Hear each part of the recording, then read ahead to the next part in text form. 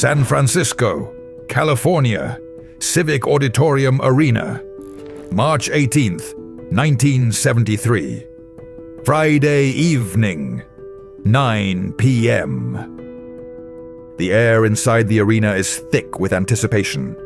250 people crammed into a space designed for boxing matches.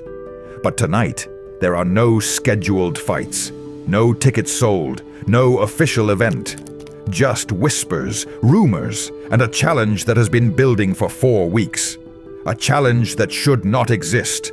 A challenge that will either become legend or be buried and forgotten. Muhammad Ali, the heavyweight champion of the world.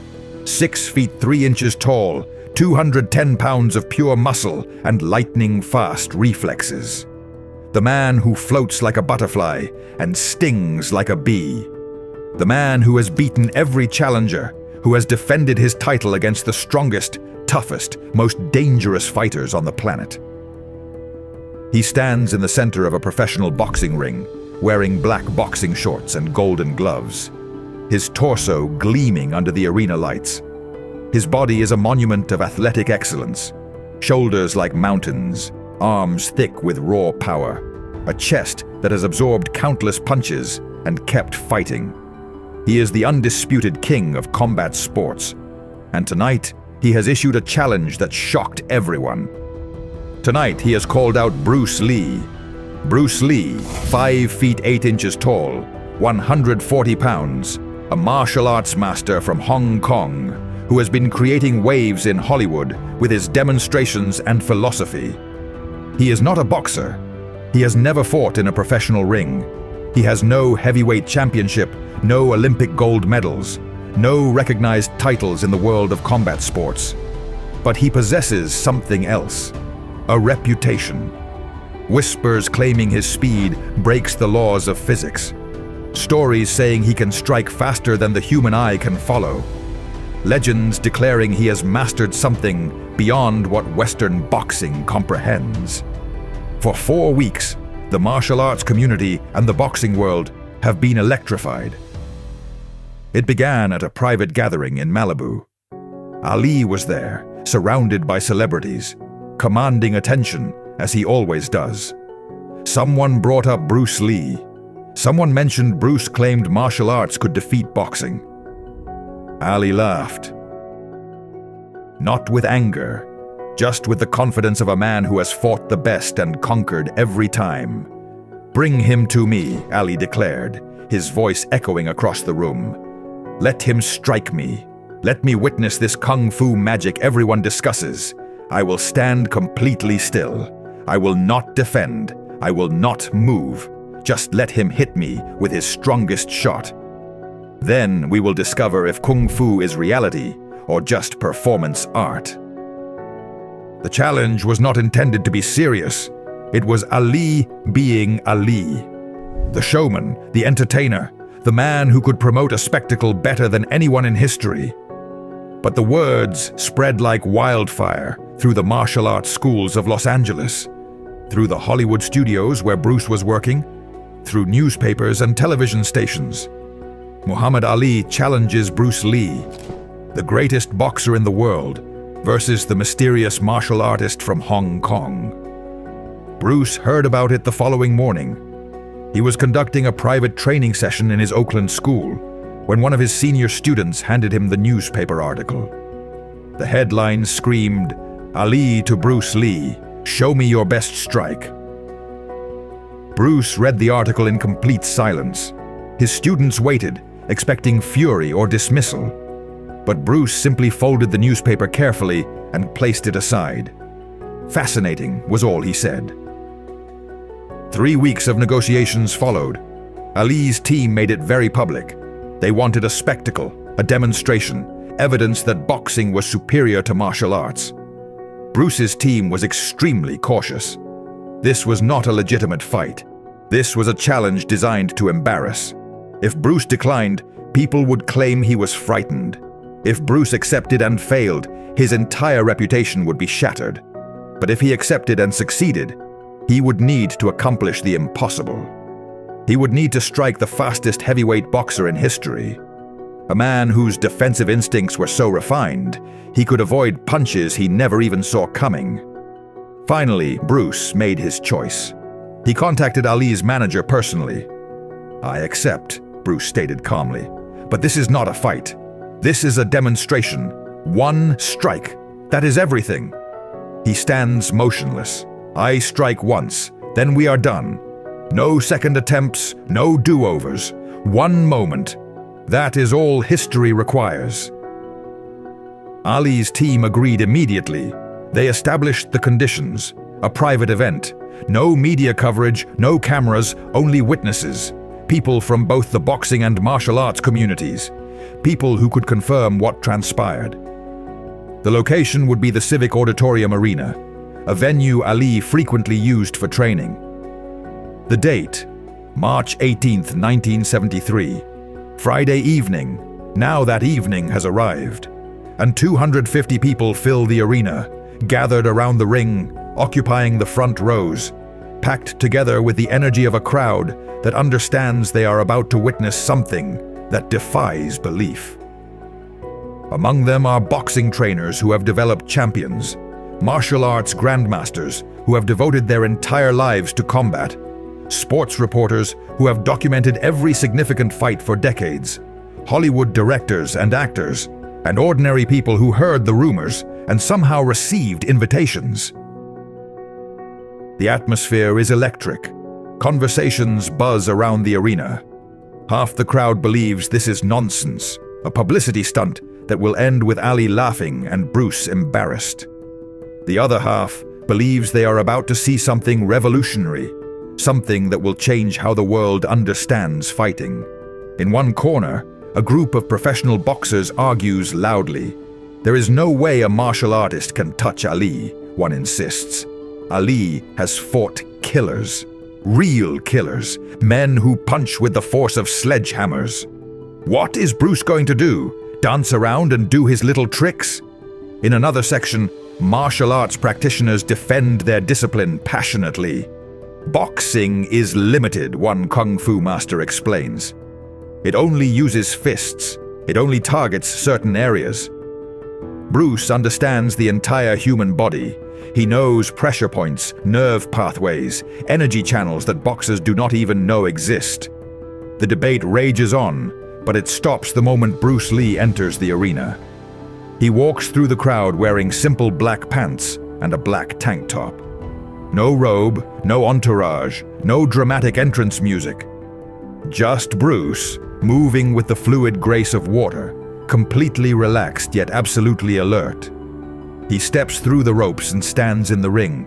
His body looks almost fragile compared to Ali. Where Ali is massive, Bruce is lean. Where Ali is imposing, Bruce is compact. The size difference is shocking. Ali outweighs him by 70 pounds. Ali is 7 inches taller. This looks like a grown man preparing to face a teenager. But anyone looking closely at Bruce's eyes would see something else. Focus. Absolute, unbreakable focus. The kind of concentration that comes from decades of training, from 10,000 hours of practice, from a life dedicated entirely to understanding combat at its deepest level. Ali watches Bruce enter. His famous smile spreads across his face. He begins his usual pre-fight banter, talking to the crowd, to his trainers, to anyone who will listen. "Look at him," Ali announces, gesturing toward Bruce. "He is so small I might step on him by accident. Maybe I should close my eyes to make it fair." The crowd laughs. This is vintage Ali. The psychological warfare, the mind games, the confidence that borders on arrogance, but somehow remains charming. Bruce does not react. He simply stretches slowly, methodically, preparing his body with movements that look more like meditation than warm-up exercises. A referee steps into the ring. He is a respected figure in both boxing and martial arts communities, chosen specifically because both sides trust him. He gathers Ali and Bruce at the center of the ring to explain the rules. "This is a demonstration, not a fight," the referee states firmly. Muhammad Ali will stand still with his hands down. Bruce Lee will attempt one strike to the body. One strike only. No follow-up, no combinations. After the strike, the demonstration is complete. Both fighters nod their agreement. The referee continues. Muhammad, you cannot block, cannot move, cannot defend. You must stand completely still and allow the strike. Ali nods, his smile never fading. No problem, Ali responds confidently. I have been hit by Sonny Liston. I have been hit by Joe Frazier. Let this little man try his magic punch. Bruce, the referee turns to him. You have one attempt. Choose your target carefully. Make it count. Bruce simply nods. No words, no boasting, just acknowledgement. The referee steps back. The arena falls silent. 250 people hold their breath simultaneously. Ali moves to the center of the ring. He plants his feet shoulder-width apart, assuming a stable stance. He spreads his arms wide, exposing his entire torso. His chest, his ribs, his stomach, all vulnerable, all unprotected. Come on, Bruce, Ali calls out. Right here. His hand taps his solar plexus. This is where all the martial arts masters claim they can shut down a man. Show me. Bruce approaches slowly, not rushing, not hesitating, just moving with complete control. He stops exactly 3 feet in front of Ali, close enough to strike, far enough to prepare. The two men lock eyes. Ali is still grinning, but there is something new in his expression now. Curiosity. This is a man who has faced every type of fighter. Power punchers, technical boxers, wild brawlers, defensive specialists. But he has never faced anyone like Bruce Lee. Bruce's breathing is perfectly controlled. In through the nose, out through the mouth, slow, rhythmic, centering. His body is completely relaxed. His shoulders drop. His hands hang naturally at his sides. He looks almost casual, as if he is standing in line at a grocery store, not preparing to strike the greatest boxer alive. But his eyes tell a different story. They are locked on Ali's solar plexus with laser precision, not looking at Ali's face, not watching for reactions, just focusing on the exact point where his strike will land. The target, the vulnerability, the place where nerves cluster beneath muscle and bone. The crowd leans forward collectively. Cameras that were explicitly forbidden somehow appear in hands around the arena. People want proof. They want to capture this moment because they know somehow that what happens next will be discussed for decades. Ali's trainers stand at the edge of the ring. One of them, a veteran boxing coach who has worked with 3 world champions, whispers to his colleague, "This is a mistake. Ali should not be doing this. What if Bruce actually hurts him?" The other trainer shrugs. Ali cannot be hurt by a punch he sees coming, and this little guy has to wind up to generate power. Ali will see it a mile away. Bruce's right hand moves. Not a wind-up, not a chambered punch, not a telegraphed motion. Just movement. Pure, explosive, instantaneous movement. His fist travels from his side to a point 6 inches in front of Ali's solar plexus, in a time span that seems to violate physics. The sound is not a thud. It is a crack. A sharp, precise impact that echoes through the arena like a whip snapping. Bruce's fist makes contact with Ali's body just below the sternum, directly at the solar plexus, the complex network of nerves that controls breathing and connects to every vital organ. The strike is not wild, not desperate, not lucky. It is placed with surgical accuracy, delivered with a force that seems impossible given the complete absence of visible preparation. Muhammad Ali's body reacts in a way that shocks everyone present. Not the way a boxer's body reacts when hit. There is no backward stumble, no theatrical collapse, no delayed reaction. Instead, Ali's knees buckle instantly. His legs lose all strength. His arms, which were spread wide in confident challenge, drop to his sides like dead weight. His mouth opens wide. He tries to breathe. Cannot. His diaphragm has completely spasmed. The nerves in his solar plexus have been overloaded, short-circuited. He is fully conscious. His brain is functioning perfectly, but his body has stopped obeying commands. The connection between mind and muscle has been severed by a single, perfectly placed strike. He sinks to one knee, then to both knees. He is on the canvas, kneeling, the heavyweight champion of the world, brought down by a single strike from a man 70 pounds lighter. The arena is utterly silent. Not a single sound. 250 people frozen in disbelief, trying to process what they just witnessed. Trying to understand how a man who was standing, relaxed with his hands down, managed to strike the fastest defensive boxer in history, with such speed and precision that nobody saw the punch coming. Trying to reconcile the impossible image before them. Muhammad Ali, the man who has never been knocked down by punches from the hardest hitters in boxing, on his knees, unable to breathe, defeated by a strike that appeared effortless. 5 seconds pass. Ali remains on his knees. His hands press against the canvas. He leans forward, forcing his lungs to work, desperately trying to pull air into his paralyzed body.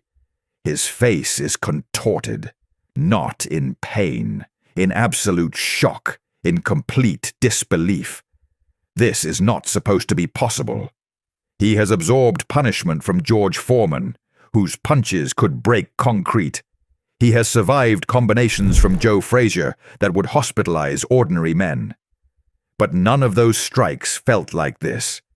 None of them shut down his entire body so completely, so instantly. Bruce Lee stands above him, not celebrating, not gloating, not even smiling, just standing. His hand has returned to his side.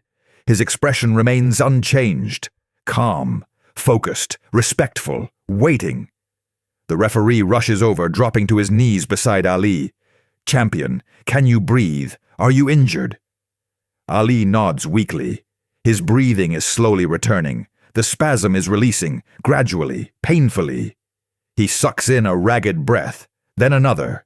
His body is coming back under his control. The paralysis is fading. He lifts his head and looks up at Bruce, and for the first time in his entire professional career, Muhammad Ali has absolutely no words. Bruce extends his hand, not in triumph, in respect, warrior to warrior. Ali stares at the offered hand for a long moment, then he grasps it firmly. Bruce helps pull the heavyweight champion to his feet. Ali stands, unsteady, still struggling to fully catch his breath. He shakes his head, trying to clear the fog, trying to comprehend what just occurred. He looks directly at Bruce. "What did you do to me?" His voice is hoarse, barely above a whisper. Bruce's response is quiet, meant only for Ali's ears. "I showed you what you asked to see. Martial arts is not boxing. It is not about raw power or muscle mass. It is about precision, about understanding the human body completely, about striking not where you see strength, but where you find weakness. Everybody has vulnerable points, pressure points, nerve clusters, energy pathways. You are the strongest boxer in the world. But strength becomes irrelevant if I do not target your strength. I target your vulnerability." Ali takes a deep breath. His body is functioning normally again. His pride is wounded far more than his physical body. He looks at Bruce with completely new eyes. Eyes that have witnessed something he genuinely did not believe was real. Eyes that have been opened to possibilities beyond his previous understanding. He extends his glove. Bruce shakes it firmly. Ali pulls him close, speaks directly into his ear so only Bruce can hear. "Nobody will believe this happened. They will call us both liars." Bruce nods slowly. I know, but you will know the truth, and that is sufficient. Ali steps back.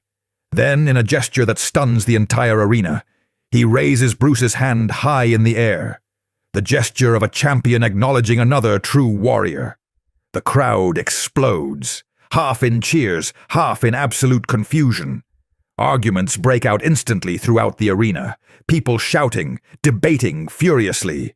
What did we just witness? Was it real? Did Ali allow him to win? Was it staged? How is any of this possible? Bruce Lee leaves the ring immediately. He does not stay for questions, does not give interviews, does not seek attention or glory. He simply walks through the chaotic crowd, through the exit, and disappears into the San Francisco night. Muhammad Ali remains in the ring longer, talking to trainers, to journalists who were not supposed to be present but somehow gained access. He tells them the same thing he will repeat to everyone for the rest of his life. Bruce Lee struck me. I did not see it coming. I did not feel it building. And then I could not breathe. That man possesses something, something genuinely real. But the world will not believe it. The story will be told and retold, but it will be dismissed. Martial arts masters will swear it happened. Bruce Lee's students will verify every detail, but mainstream sports media will ignore it, label it rumor, call it myth, dismiss it as impossible. Because how can a 140-pound man drop the heavyweight champion with a single strike? It defies logic. It contradicts everything boxing teaches. It cannot be real, except it was real. 250 witnesses saw it happen, and Muhammad Ali felt it in every nerve of his body. In the days following the demonstration, the boxing world reacts with skepticism and denial. Major sports magazines refuse to cover the story. When asked directly about it, Ali's official team releases a statement claiming it was just a friendly sparring session, nothing more. The martial arts community, however, explodes with validation. Schools across America begin advertising their connection to Bruce Lee's lineage. Masters who were present that night become celebrities in their own circles, telling and retelling the story to students who listen with wide-eyed amazement. Bruce himself refuses all interviews about the incident. When reporters track him down at his training facility, he gives them nothing. It was a private demonstration, he states simply. A conversation between two martial artists. Nothing more. The specifics are not important. The principles are what matter. But privately, to his closest students, Bruce explains what actually happened that night. The strike I used was called the 1-inch punch, he tells them. But that name is misleading. It is not about the distance. It is about the complete utilization of body mechanics, kinetic energy transfer, and precise targeting. Most people punch with their arm, Bruce continues. They generate power from the shoulder and elbow. That requires wind-up, telegraphing, preparation. But if you understand how to engage the entire body, how to transfer power from the ground through the legs, through the hips, through the core, and finally through the fist, you can generate devastating force from any position. The solar plexus is the key, Bruce explains, gesturing to his own torso. It is not just a soft target. It is a command center. Strike it correctly and you do not just cause pain. You disrupt the entire nervous system temporarily. Breathing stops. Muscle control vanishes. The body shuts down to protect itself. For the rest of his life, whenever someone asks Muhammad Ali who hit him the hardest, he provides the expected answers publicly. George Foreman, Joe Frazier, Sonny Liston. These are the names people want to hear, the names that make sense within the boxing narrative. But in private conversations, in quiet moments with trusted friends, Ali tells the complete truth. Bruce Lee, he admits, 1 punch. I did not see it coming. I did not believe it was possible. and I will never forget how it felt. The demonstration that night in San Francisco changed both men in ways neither fully anticipated. For Ali, it opened his mind to the reality that combat extends far beyond what boxing encompasses. That size and strength, while important, are not the ultimate factors in fighting. That knowledge, precision, and understanding of human anatomy can overcome physical advantages. For Bruce, it validated his life's work. He had spent decades developing Jeet Kune Do, his martial arts philosophy that emphasized efficiency, directness, and scientific understanding of combat. That night, in front of 250 witnesses, he proved that his theories were not just philosophical concepts, but practical, applicable techniques. The story fades from public consciousness relatively quickly. Without video evidence, without official documentation, it becomes just another legend in the vast collection of martial arts mythology. Skeptics dismiss it entirely. Believers accept it as gospel truth. The reality, as always, exists somewhere between the extremes. But the 250 people who were present that night know exactly what they witnessed. They saw the impossible made real. They watched a 140-pound martial artist drop the greatest heavyweight boxer in history with a single, devastating strike. They witnessed the moment when Eastern martial arts philosophy met Western boxing dominance and proved that combat has more dimensions than most people comprehend. Decades later, after both Bruce Lee and Muhammad Ali have passed away, their students and followers continue debating what happened that night. Was it real? Was it exaggerated? Could it have happened the way people claim? The debates continue endlessly, fueled by the absence of concrete evidence and the presence of passionate believers on both sides. But perhaps the truth does not require validation from skeptics. Perhaps the truth lives in the memories of those who were there, in the knowledge shared between two warriors who tested themselves against each other and discovered mutual respect. Perhaps the truth is simply that on one night in March 1973, in a private arena in San Francisco, Bruce Lee and Muhammad Ali created a moment that transcended sports, transcended ego, and demonstrated the eternal principle that mastery comes in many forms. And perhaps that is enough. The legend does not need to be believed by everyone. It only needs to be true. And it was.